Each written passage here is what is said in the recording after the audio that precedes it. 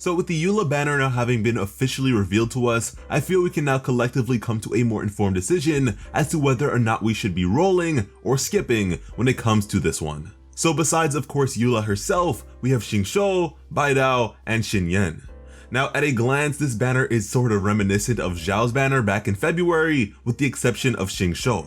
And speaking of Xingqiu, this character is amazing. This is a top tier support that makes hydro elemental reactions proc like nobody's business. The mileage you can get out of this character is ridiculous, as he can fit into so many different sorts of teams as even just a bit of extra damage. For that reason, if you are free to play, just going for this guy here is to me a worthwhile investment all its own.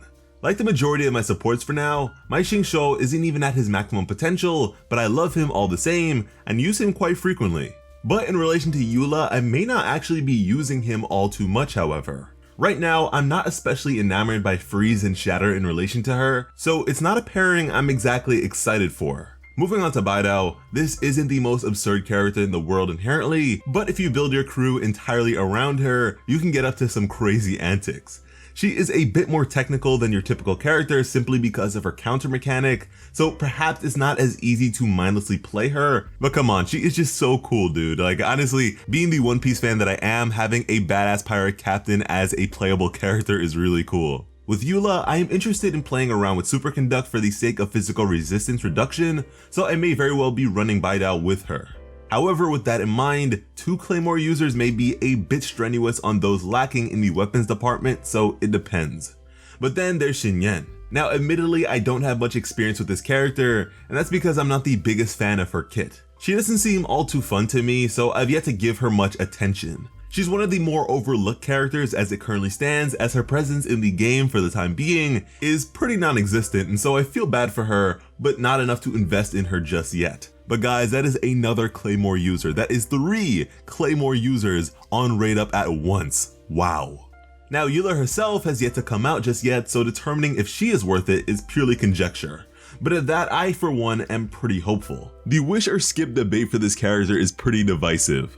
Admittedly, if I wasn't a whale, I probably wouldn't wish for her. Beyond the whole physical damage viability debate, just looking at her combat, I can't say that I am dazzled just yet. I imagine she is pretty damn strong, but it's sort of like the Diluc situation.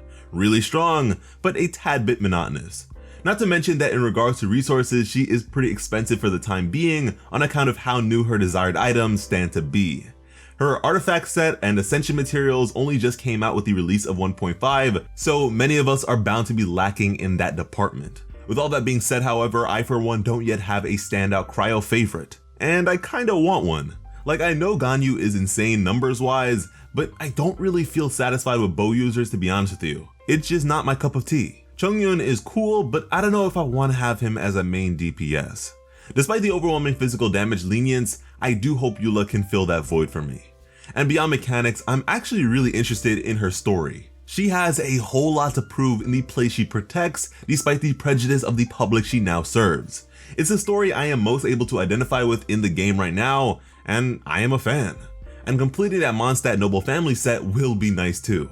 In regards to the upcoming weapon banner, however, Song of Broken Pines is looking to be a pretty amazing physical claymore. It's going to be crazy on Eula, but you could even give it to someone like Razor and see some crazy results, so I'm excited for it. Aquila Favonia is a pretty good sword too. If you have Jean, this is an amazing weapon for her. But with that being said, these 2 5 stars aren't what I would consider general powerhouses. They're not unequivocally applicable as to warrant the pickup unless you desire them for specific characters.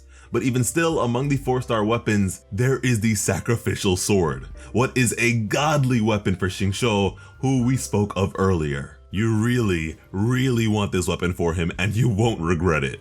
In summary, Xingqiu is worth everything. A consolation prize that to some will be bigger than Eula herself. But those are just my thoughts. What do you guys think? I know a lot of you were on the fence about rolling on Eula's banner, but does this change anything for you? If you are able to pick up Xingqiu on Raid Up with the Ganyu banner or the Hu Tao banner or anything in between, if you are not gunning for Eula, you are just blind to this banner right now and waiting for the next one. Either way, let us know what you guys think down below. And while you're at it, subscribe to WhaleStat with notifications on as we continue to dive into this fantastic game together. I have been your host, Slice of Otaku. Thank you all so much for watching and have an awesome day. I love you.